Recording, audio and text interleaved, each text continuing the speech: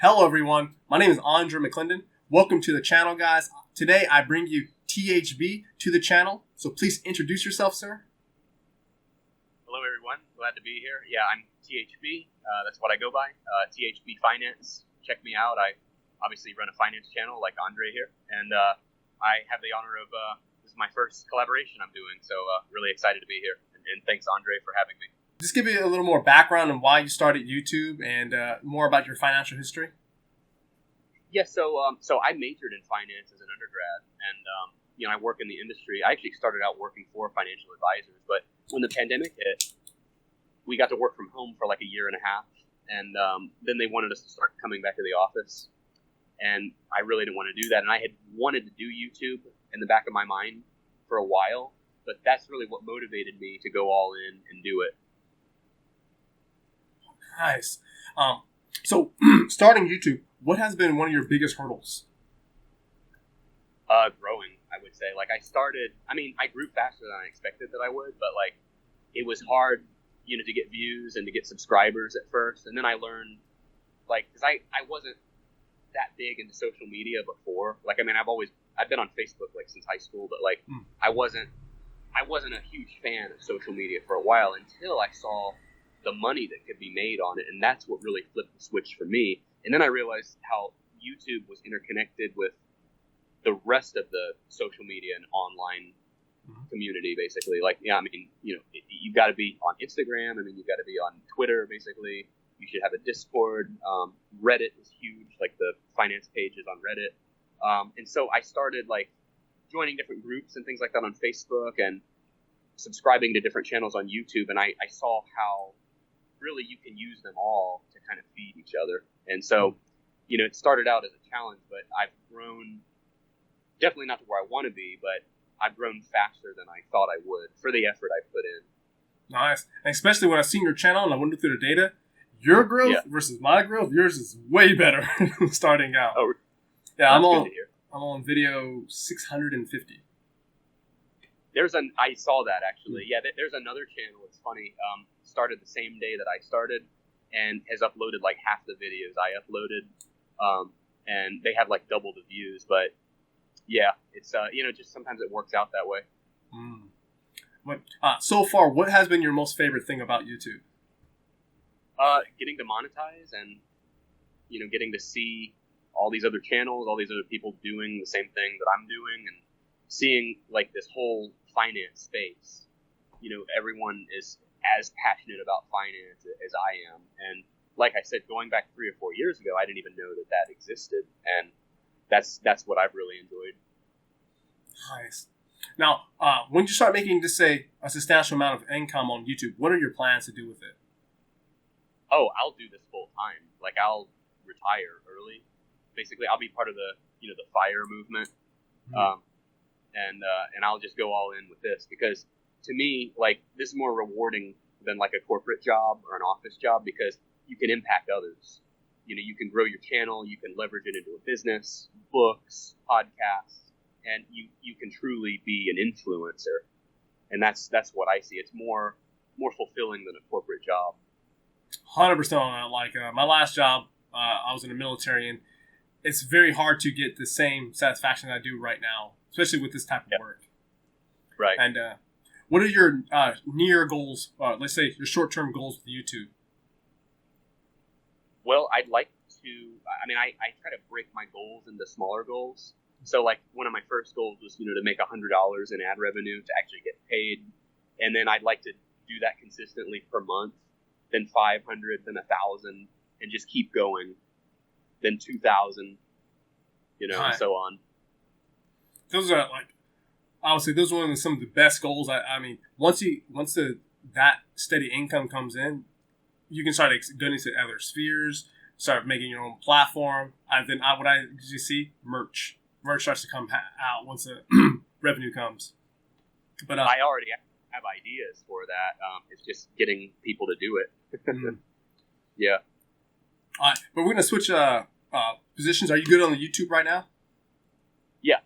Fantastic. All right, we're going to switch gears, guys. We're going to talk a little bit different. We're going to talk about politics. So what are your thoughts about world politics or country politics today? It's a general view on it.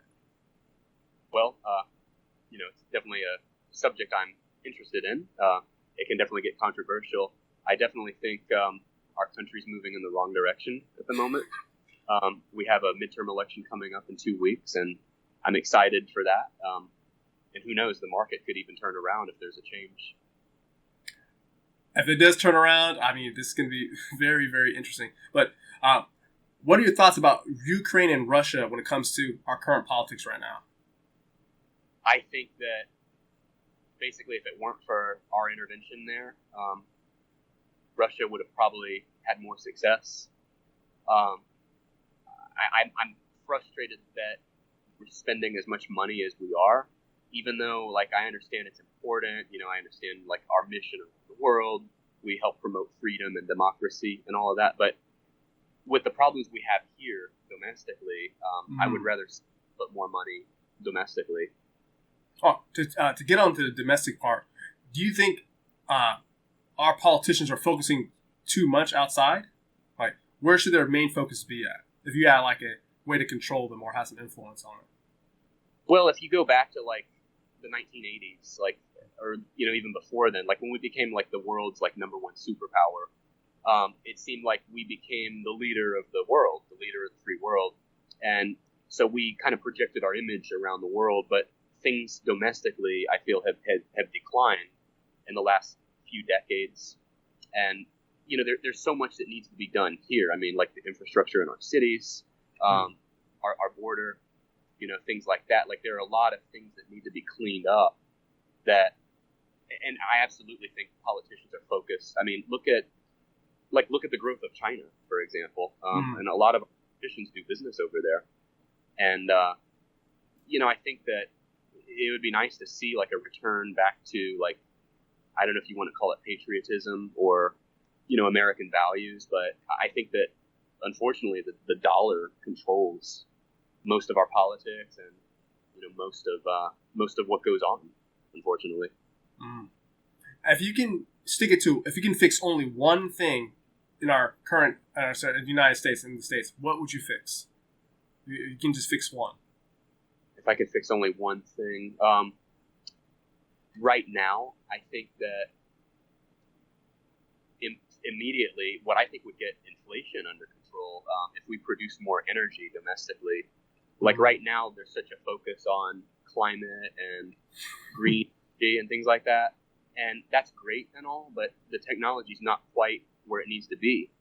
And I just think, like, if we basically just reverted back to what we were doing 2 years ago, I think things would really turn around economically. Because the thing is, with inflation, not to go off on a tangent, but like everybody says, oh, it makes sense that inflation kicked in. Well, the government's been spending and printing money like they've been for the last at least 12 years. I mean, going back to 08 and 09, we didn't really have inflation then like we do now. It really just started, unfortunately, under Biden, with all this push towards clean energy, limiting our domestic drilling for oil and things like that.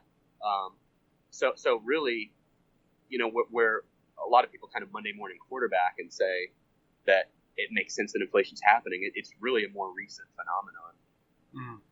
And let's see, when it comes to inflation, how do you think inflation is heavily influenced just because of the current administration, or it was inevitable anyways? Some of it would have been inevitable, I think, but I think a lot of it was exacerbated by the current administration. And you look at energy costs. I mean, energy is a big component of it. Like, you think about the issues we've had, like with the supply chain. Transportation is like the key basis for the supply chain, and when those costs go up, like every business's costs are going to go up, and they have to pass those costs to the consumers, unfortunately. So I think that some of it, like you look at the money that was put in to the economy during the pandemic, like, I mean, we did like 2 or 3 rounds of stimulus. We paid people all this money basically to kind of stay home. I mean, some of it was necessary, but I think that like the round that was done by the new administration was really not necessary because the economy was already recovering if you look at it. When it comes to the stimulus checks, so if you had like some influence in it, or you can control it, how would you set it out? Would you like one big payment, or monthly payments? How would you set the stimulus out if you had control over it? Well, the one thing I disagreed with, a lot of people got it that didn't really need it. Like the threshold was like 75,000 on an adjusted tax basis. So that means, and I'll just give you an example. Like I know people that made over six figures that got stimulus checks. Wow. And like, so the government had to go further into debt to send these out. So I think they rushed it. They just wanted to get it out and they didn't care, like just get it done. And I think that was, if I did it, it would have been more like needs based. Since we have these upcoming changes with the IRS, a lot of people have been talking about, do you think a lot of changes with the IRS is because of the massive amount of stimuluses the government put out to combat certainly. that? Yeah, certainly. Now that, they spent so much money, now they have to try to get all they can in tax revenue. And I think they're going about it the wrong way. And fortunately, like my experience, it's usually the middle class that gets burned because like the people that are really rich, like they're able to afford lawyers, they're able to afford legal protection against the IRS. So, it's like, I always look at the IRS, it's like, the vacuum cleaner in the room. It's like, okay, here's some change over here in the corner. And then, they get some people in the middle class that don't have the time or the resources to like defend themselves in court. So they just pay up. Now, when it comes to the IRS, especially, I'm happy about the middle class. It's very interesting you brought that up because do you think that they're going to collect enough money to break even or make a surplus like they talk about? No, not at all. And the funny thing is, most people don't understand like the debt versus the deficit. So like anyone can go to the site, and I highly recommend you do it. Like Google National Debt Clock, and there's this site, and it's a lot of numbers that pop out at once, and it will show you we're like $31 trillion in debt. So there's the national debt, and there's the deficit. The debt, if you think of like credit cards, so someone's like credit card debt overall, what they've accumulated, versus like the deficit would be like the monthly deficit or surplus that you run. So what I see a lot of times, politicians are very misleading, and there's really no other way to put it. They kind of treat the public like they're stupid. So they say, oh, I've cut the deficit in half. That may be a true statement, but a lot of the public conflates debt with deficit. So like they may have added $5 trillion overall to the national debt, but they may have cut the short-term deficit in half. So to answer your question, and it's funny because I actually had this debate with a finance professor one time. I said, because when I look at taxes, I'm like, why? And I've always been a big believer in this, and I haven't actually said this on a forum like this, but I'll go ahead and say it. Like, if you paid like all your tax like in one chunk, like property tax is done, like there shouldn't be a problem with that. But like my finance professor told me, he's like, well, the government wouldn't have money to operate, and I said, well, if you think about it, okay, if tax revenue, I think, is like a third of spending or something crazy like that. So like they're not balancing the books anyway, is the short answer, So it's like, yeah. Oh, actually, I'm happy you brought up that balancing the budget. I mean, it's very obvious they overspend. They have like an unlimited credit card. So yeah. if you had some change in it, would you think that politicians have to talk about the deficit prior to a law being passed? Well, they should. I mean, I think there was a rule, I forget what it was called, but like basically anything they passed should be like deficit neutral or something like that. Like, I think that would be great. It's not adhered to, but it would be great. I would say it's very interesting that the government, I mean, I don't know any time since we got off the gold standard that we actually have a budget. But, I mean, we have a limited budget. Our budget just keeps on expanding. But, right. guys, if you guys want the link for the debt clock, I'll have it in the description box below. So if you guys want that, have that. But it's usdebtclock.org, and yeah, they'll put it in the description. Awesome. All right, my next thing I'm going to talk about is during COVID, during the pandemic, the way I put it at. How do you think the American public took it? Like, how do you think people took it financially? It depends. I mean, like a lot of people work jobs present, like they lost their job. But if you worked an office job, you could work from home. So I think it depends on like what situation the person was in. This thing, because when I talk about like during this time frame, do you think? I know we had the stimulus checks, which helped out a lot of people. How do you think people's debt went into? Do you think a lot more people went into more debt? They have like basically a more non-frugal way of spending. Oh, probably. Yeah, I would imagine so. But like I know some states between what they paid, like I think in New York, like they were paying like between everything, stimulus and like weekly unemployment and all that, like it was like 50,000 a year. It was almost like as good as working in some cases. Yeah. Not my state though. My next thing is what are your thoughts about the current news today? Like the media? Yeah, news media, like mainstream media. It's definitely biased. There's a lot of stuff they don't report. If you have to put on like who do you think is the most biased, or one of the top ones? CNN, MSNBC. Yeah. Do you think they make it obvious enough that people actually see it being biased, or is it kind of cloak and dagger? At CNN, it's gone even further. Now it's to the point I think someone just took over CNN, and they're actually starting to make changes. Wow.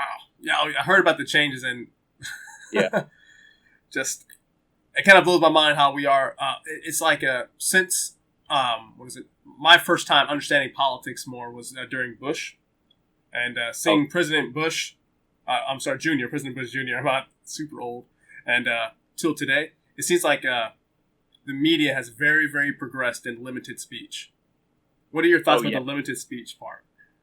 If you agree on that, like if it doesn't fit a certain narrative, yeah, they limit it for sure. And I mean, you see that online, censorship and whatnot. One thing about the censorship before we change topics, do you think the censorship in some areas are good, like misinformation? In some cases, yeah, but what I see, they don't just censor people for saying like stupid stuff, and like without naming names. Like, if it's like, okay, if you're going to censor people because they're saying stupid stuff, then censor like this group or that group. Like, it's not consistent. It's that they censor people that are saying stuff that they don't want out there. It seems like. Yeah, definitely what they don't want. But all right, guys, we're going to change topic. Now we're going to get into the more money topics outside of politics so much. All right, let's see. So we already covered that. Let's jump off to this one. So what is your current ways of saving? Like, well, how do you save?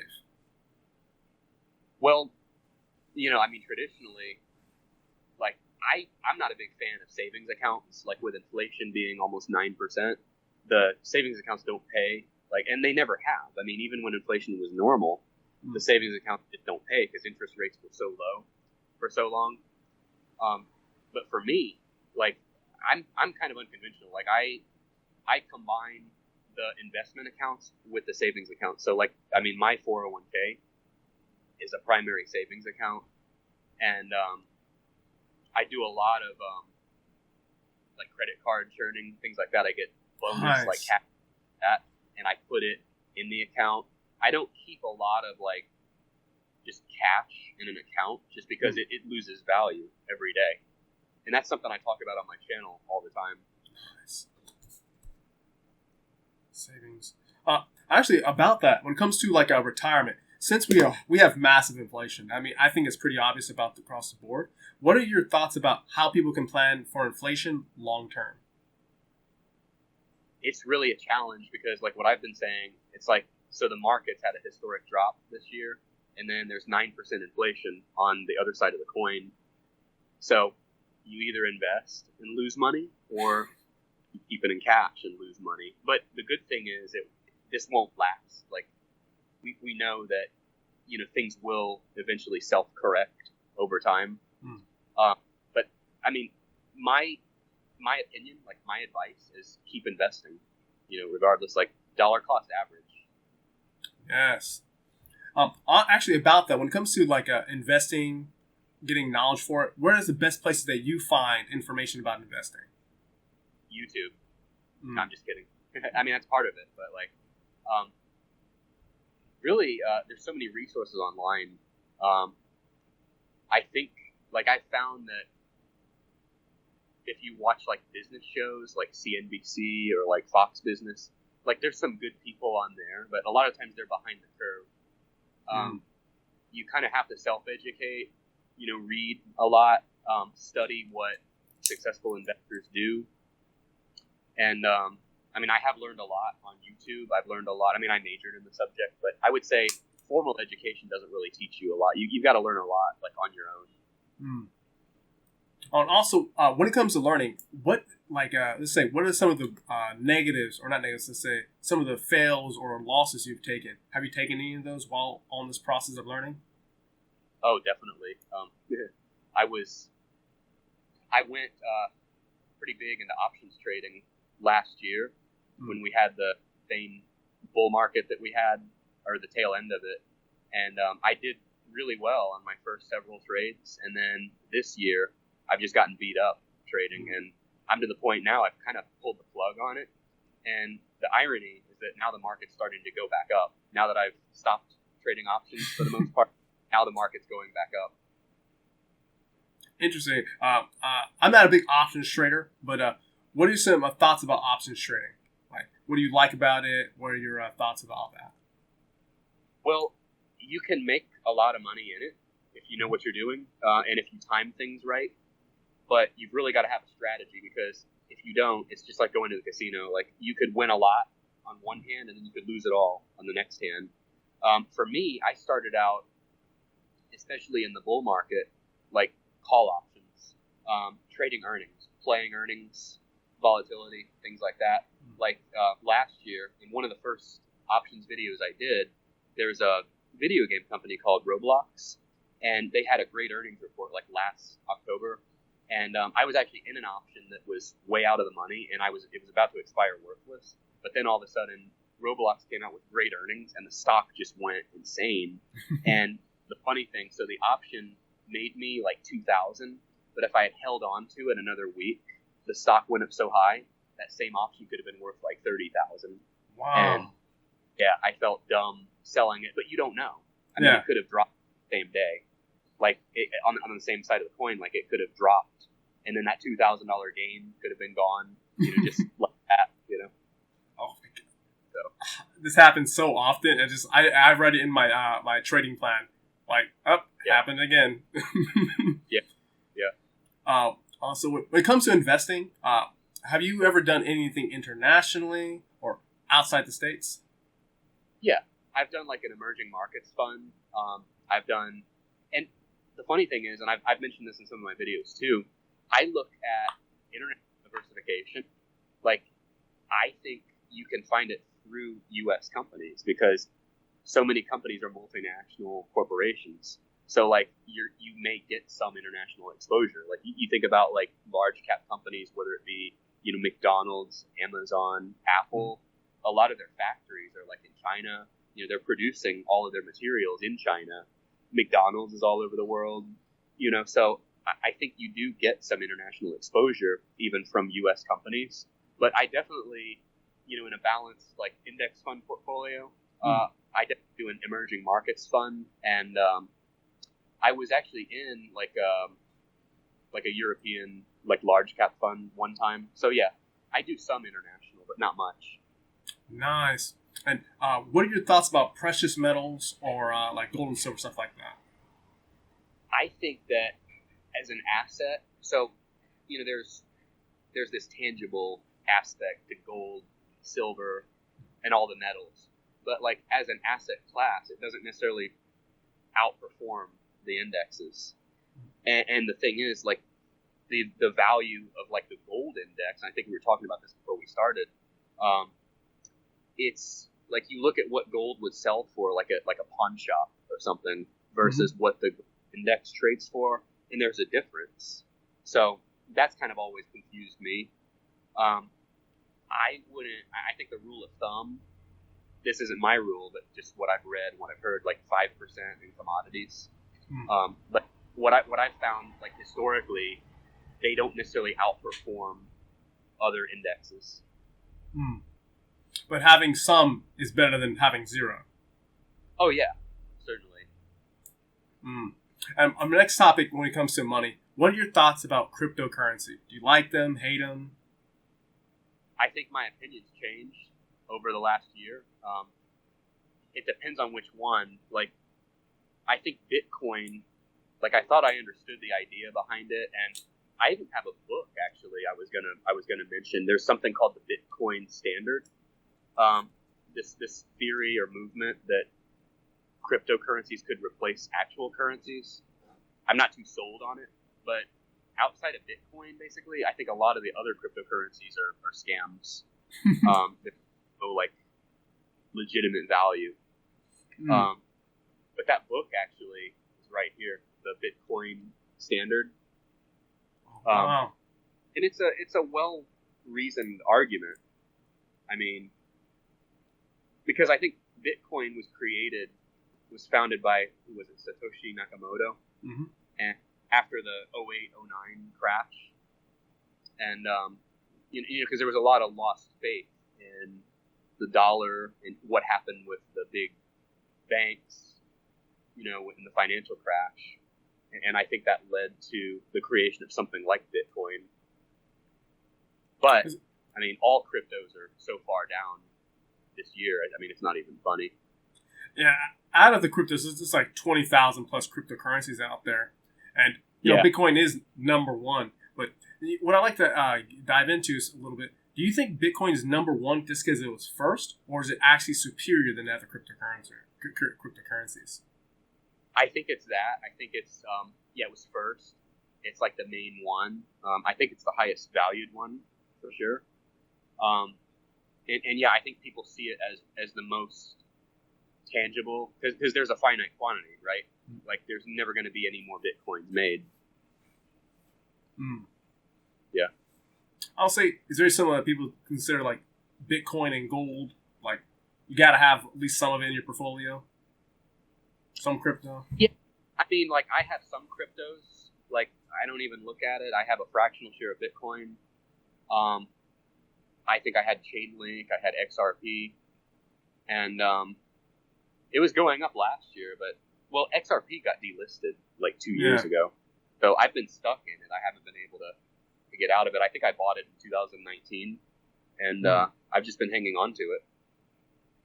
XRP has been a very interesting thing. I talk about it like you have to go out overseas just to get some play with it. Wow.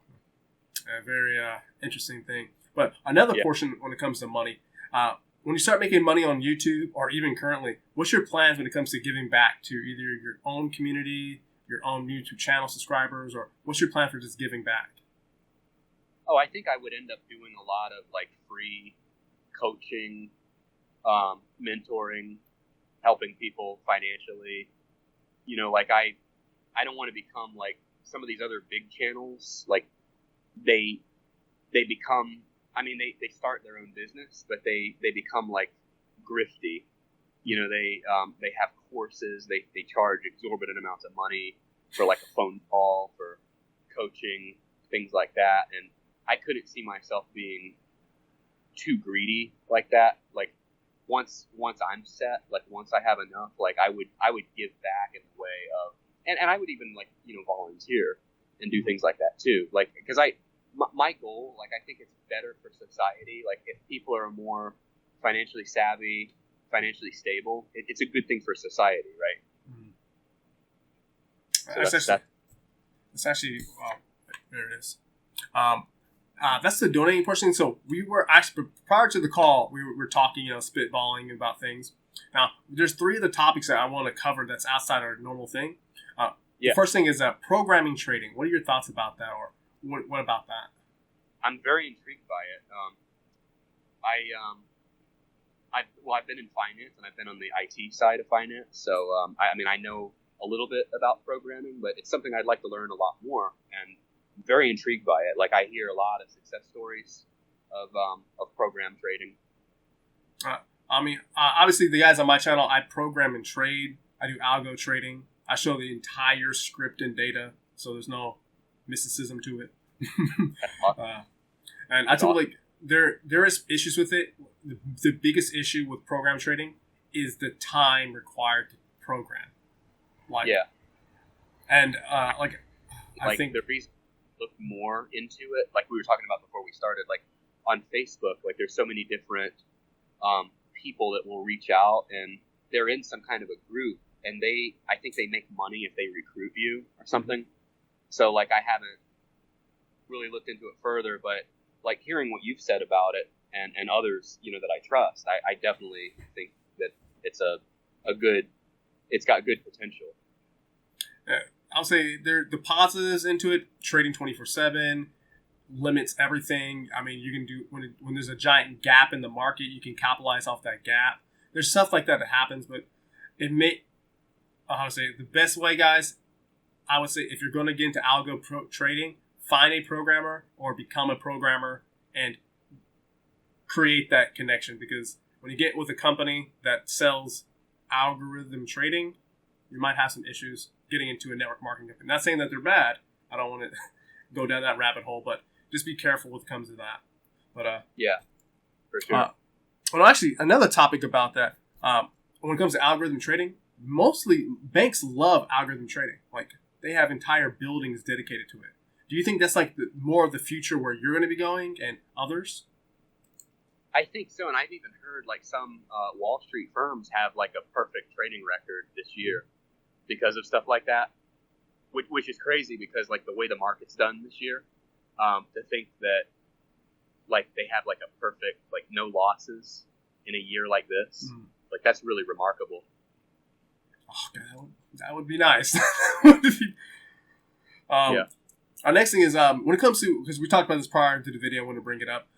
When it comes to other people on the YouTube space, what are your thoughts about the people who do demo trading, live trading, or don't talk? They talk about trading, talk about profits, but never showing it. I see that a lot. Honestly, anytime someone talks like they're doing so well trading and they're not showing it, I'm skeptical. And I see like bigger channels, and I mean I'm not going to name names, but you know and we were talking about this too. There's this new trend on YouTube where like smaller channels are coming in and like creating drama or like going after bigger channels and gaining clout by doing that. But I think that you know there are definitely some channels in this space that they project that they are so successful, but they're not actually showing their trades. And yeah, to me that's definitely a red flag. And I think what happens, I think once a person gets to a certain level, like they start selling courses. So like their real revenue may actually be coming from course sales instead of trading. So they may be showing you money they're making, but it may not necessarily be coming from trading. So yeah. What I like about algorithm trading and combined with this specific topic, I've gone through YouTube channels and programmed the way they trade. Like I watch their videos, program the way they trade. I've been programming for over 13 years, so it's not very hard to program what their situation would be. And it's very interesting that their account over like 1,000 trades, 100 trades, all bloody red, just straight down. And it's very interesting about that. But I wish more traders do show their trading, like live stream, or even just like, hey, what's it called? Robinhood. That's an actual win. You can't manufacture something like that. But what else? Their topic. Well, what I find interesting on that too, like I don't know if you use like TD Ameritrade, but like they have the Thinkorswim app, and like for option trading, you can back test, and that's always fascinating because like for me, I can go back and see, wow, if I had done this, I would have made this much money. You can back test like and see, okay, if I bought here and held until here, like it would have been, so much money that I made just by doing this. Oh, I back test on MetaTrader 4, and for me, like I have like my script on here in the other screen, but I do basically 30 days demo testing live, 2 years prior testing, depending on the time frame, and then after 30 days, I put on a small live account, and then I stair step it up. But I wish that was brought into the light for other channels, especially, I mean, there's some very big YouTubers who $300,000 one trade. Wow. The best that I saw, like back testing, was it was an Amazon call option. Like when the market crashed during the pandemic, like if you bought, because Amazon like tanked in like March of 2020. So like if you had bought the right call option and held it until like September, it was like a $500,000 gain on one trade. That would have been, oh my god! Like I watched all the stocks like dip down. I shorted the indexes, but I never got to specific stocks. It's kind of hard to pick one. Yeah, but it's a little bit difficult. But my next thing we want to transition to is financial advisors. Like, what are your thoughts about them? Well, I used to work for them, and honestly, I don't think they provide much value. I think they're always going to be around. Like, what I see, there's people that like talking about money and like dealing with money, and there's people that don't want to think about it at all. And for them, that's where an advisor comes into play. But to me, like, it's scary. Like, if somebody doesn't want to think about money, like, they can get ripped off. Like, if they don't understand money, don't want to think about it at all. But like what I found, and I was almost on that career path to be a financial advisor, but I just couldn't sell stuff that I didn't believe in, because pretty much everything pays some kind of a commission. Like anything that they push, I mean, that's the model, right? So I think that, I mean, you don't need one for sure, and they don't really provide a lot of value. Yeah, I would say my experience with them have been, I'll say, very non-profitable for the customer side. Yeah. Well, in classic Wall Street, like you've probably seen the movie. I'm drawing a blank here now. The famous Wall Street movie with the Wolf of Wall Street. Yeah, Wolf of Wall Street. Yeah. Yeah. So like classic Wall Street, it's like they it almost seems like they didn't make the clients any money, and they just charged fees. So it's like they were like the middleman, and they just all the clients' wealth that they could have gained, it's like it went to fees to the middleman. Yeah, I mean, I'll say that is like our banking institute. It's like forex just today. They make 6 to 7 incomes off of one person, so they're incentivized. Wow. And that's why I like the forex market is so manipulated to a point where the brokers always win, despite if it's a winning trader or a losing trader. Forex I wanted to look into eventually too, and futures trading. Both. We can, maybe we can do another video talking about that, just specifically that area later on. But gosh, sure. It's such a big thing. But guys, we covered all the topics. I hope you learned a lot from THB. He has a wonderful financial channel, guys. Please check that out. I'll have it on the screen. You guys will be seeing it right now, and also check it out in the description box. All his links. Do you have any other social medias you want to share? Anything you want to provide for this? Oh, they're all on the channel info page. So, like, I have an Instagram page. I don't do much with it, but I have like a Twitter, Patreon, things like that. They're all there. Nice. So please, guys, check those out. Please check out his channel. Learn a lot about finances. Drop a lot of comments in his videos, because it helps out both of us in our path to becoming big YouTubers. It helps the algorithm a lot. Oh yeah, that evil algorithm. Oh my god. Yep. But thank you guys for making it to the end of the video.